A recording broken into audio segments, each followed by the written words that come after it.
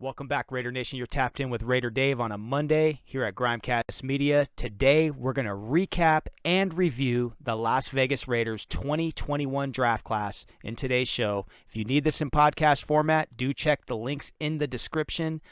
And also, if you're new to the channel, hit that sub button, man. Get dialed in. Let's talk some Raider football. I'll be right back after the break. Go Raiders!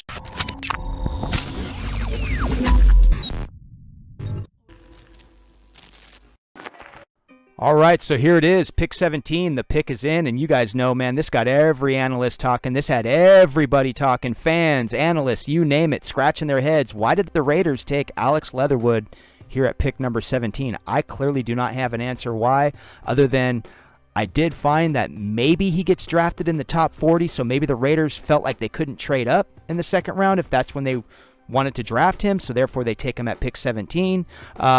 Did the Raiders really want a linebacker in the top 20? Because you have Micah Parsons who gets drafted, you have Zaven Collins who goes to the Arizona Cardinals at pick 16 right before the Raiders are selecting here. So were they after a top linebacker prospect? It remains to be seen, but the fact of the matter is they do take Alex Leatherwood here. He is a versatile offensive tackle / guard. Only time will tell if they reached here with pick 17. I mean, they did reach. Let's just be real. They did.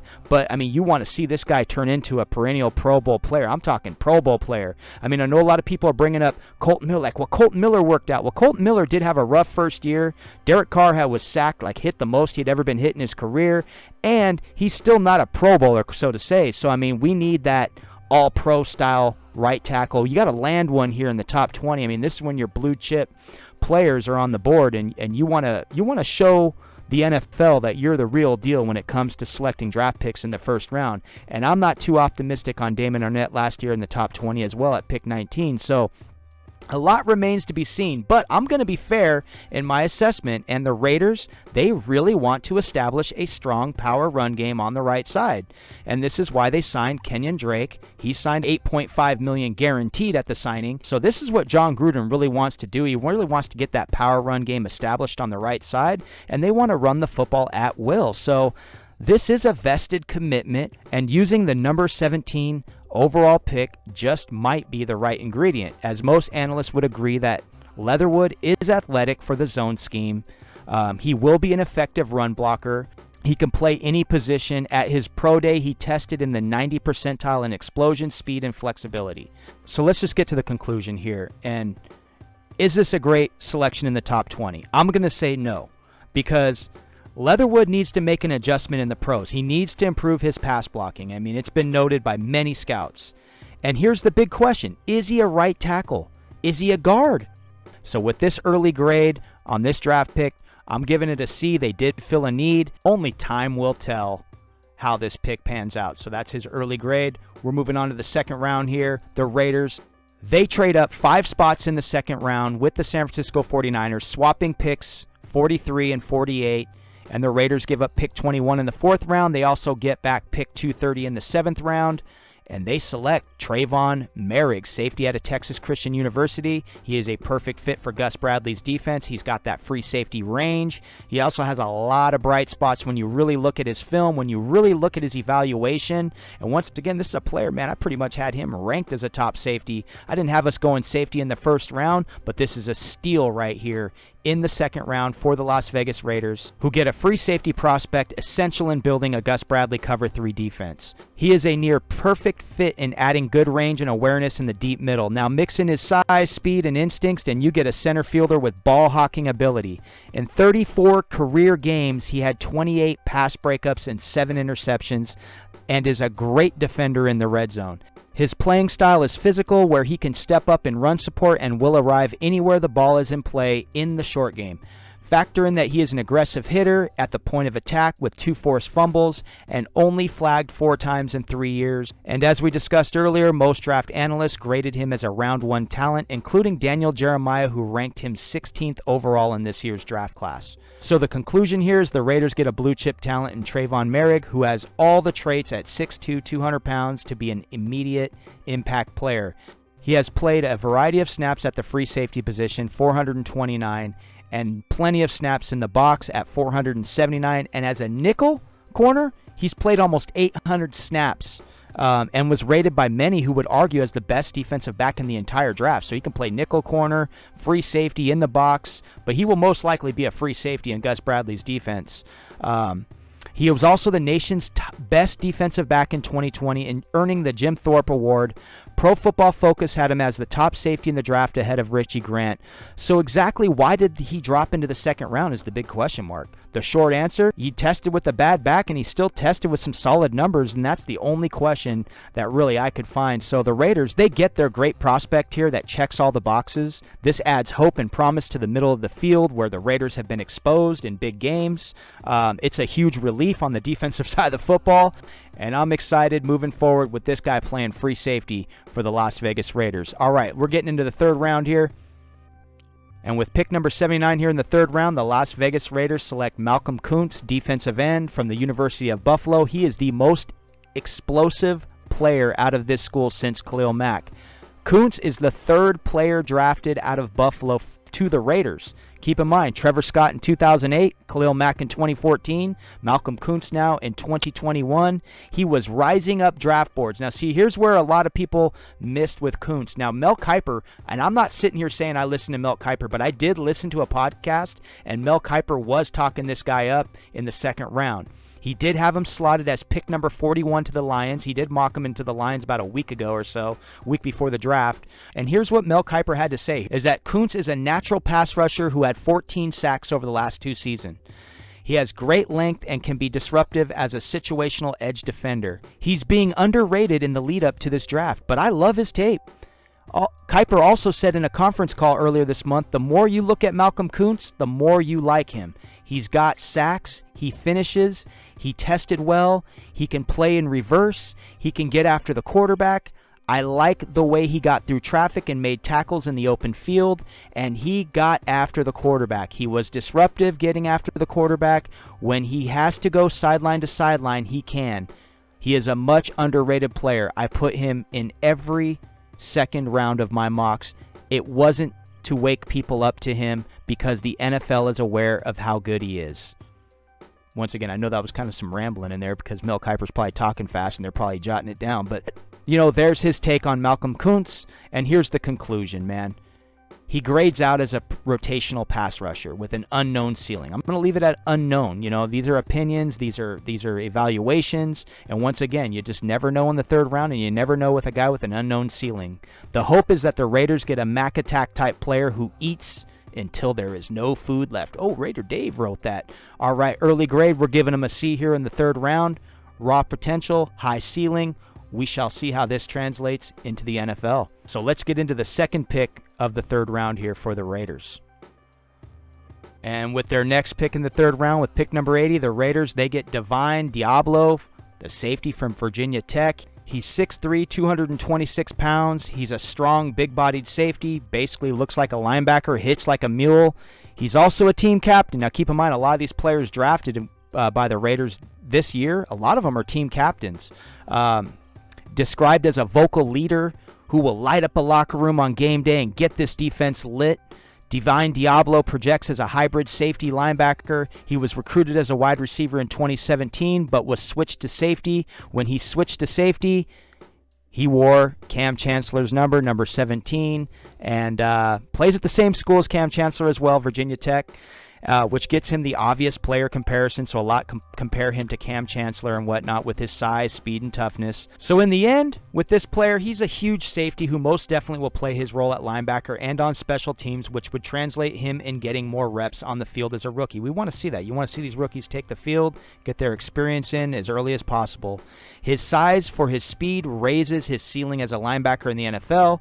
We know he has all the physical traits in run support and pass coverage, as he demonstrated great awareness and discipline and in diagnosing plays. He was really good at that, believe it or not. This guy's pretty good at diagnosing plays. He's a good ball hawking type safety. We don't want to say that early because he is going to translate most likely to linebacker, but the overall assessment is for a role at linebacker. And here's the big question. Can he stack? Can he shed? Can he flip into coverage at the NFL level? That's my big question. But I'm giving the Raiders a B+ on this pick. And we're moving on. We're getting into the fourth round. And right here, man, we got our prospect. Right here. And they get our guy straight out of the Raider Dave 2021 mock draft, man. We had him going in the 5th round. Tyree Gillespie, man, the safety from Missouri. The Raiders, they move up 19 spots to get ahead of the Kansas City Chiefs for this pick. Now, maybe they thought the Kansas City Chiefs were going to go for this player because they did draft Nick Bolton in round 2, his teammate. There was a lot of reports, a lot of analysts that were linking this player to the Kansas City Chiefs, but that's not the reason why I put him on my mock, man. The reason why I put him on my mock is because he's one of those players that keeps everything in front of him. And that's what I saw that this defense lacked, especially from the safety position. You know, if Gillespie's going to be a safety in the NFL, you know, the key is speed, awareness, and keeping the play in front of you. And he really showed that in the game versus Florida. And that's where this is where he really made my mock. He faced 2 first-round draft standouts in Kyle Pitts and Kadarius Toney. I know Toney was a projected second-round pick, but he was drafted in the 1st round. He had a big game in that game. I mean, he broke up a touchdown pass in the red zone. You know, that really stood out, and a lot of people were saying he was shutting it down. I won't go that far and say he was shutting anybody down, but he played a very impressive game in a big game versus Florida last year. So with all that said, the overall conclusion is he's most likely a backup, a special teamer, but if he improves his awareness in coverage, you never know how that 4.3 40 could translate in the NFL. And once again, the Raiders, they got a crowded defensive backfield, so they are compiling many athletes back there, and Gus Bradley has a ton of options, so it's going to be one hell of a competition at the defensive back position heading into this offseason. So let's get to our next player here in the 5th round. Pick 167, the Las Vegas Raiders select Nate Hobbs, cornerback out of Illinois. He is a cornerback prospect. He played under Levy Smith for all 4 years, so he's got that pro-style experience in the cover 3. He played in 39 games, finishing with 168 tackles, 12.5 for a loss, and 3 career touchdowns. I think he had an interception return touchdown, a fumble that he picked up and ran it in for a touchdown. He also brings experience in returning punts. Nate Hobbs checks all the boxes at press man cover corner with size, speed, and quickness. Standing 6 foot, 195 pounds, he blasted through a 4.38 40-yard dash, and he got 40 inches of air on his vertical jump and a strong 17 reps in the 225 bench press. So this guy shows good measurables, good workout on his pro day. I mean, this looks like a pro-style NFL cornerback, and I think a lot of people might have been sleeping on him. I think this is a good selection here. I like the upside. I just love the upside. He's got the traits.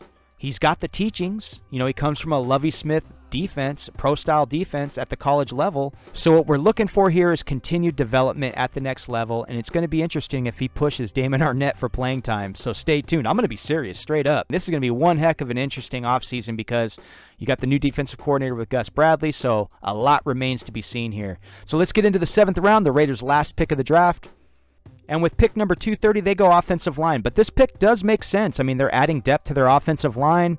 I know a lot of people are kind of caught off guard. I mean, we have three centers on the roster. But once again, this guy most likely will make the practice squad. But we'll see, because the overall is he is a practice squad riser, because Gruden signed undrafted free agent Andre James in 2018, who filled out nice in Houston when Rodney Hudson sprained his ankle. You know, that was an undrafted free agent that stepped in and replaced a Pro Bowl center in Rodney Hudson. So I'm not going to doubt Gruden at all on this pick. Jimmy Morrissey, he's a walk-on from the University of Pittsburgh. He earned his role as a team captain. Remember, a lot of team captains on this team. He's a 3-time All-ACC selection at Pitt and only allowing 2 sacks in the past 2 seasons. His athleticism is what stands out here. He has the size for center position coveted by NFL teams. I know some will say he's undersized, but 6'3", 305 pounds is fine. What do they need him to add, 20 pounds to play center? I don't get it. You know, if you're lean and you're in a zone blocking scheme, most teams are even operating in a zone blocking scheme. So I think 6'3", 305 pounds is fine for the NFL. A lot of these scouts jump on his size, but he also had 26 bench reps, a 5'3", 40, and a 31-inch vertical jump, which shows athleticism. And his 10-yard split was 1 second better than Tristan Wirfs, showing off his athleticism as pro day workout. So he also played guard too, a couple games. He brings good football IQ and leadership, and looks to be one of those guys that just wants to play football at any account, in any situation, and looks the part of the player who will play his heart out for any NFL team. This stood out a little bit. I'm sure you guys read about it. He begins his NFL journey as a walk-on all the way to his last-minute Senior Bowl invite.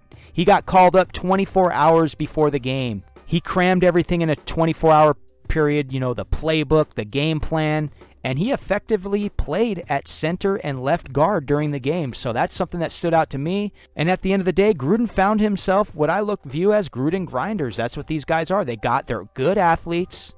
They might not have been valued as some of the scouts might have had them valued or graded, and we can definitely question that, but only time will tell how this works out. So that's a wrap for the Las Vegas Raiders 2021 draft class. Drop your thoughts. Let me know what you're feeling. Are you getting a jersey this offseason, man? What's going down? Are you excited or are you pissed? I know a lot of people are pissed. Me, I'm kind of just immune. I'm immune to anything that happens with this team, man. I can take it.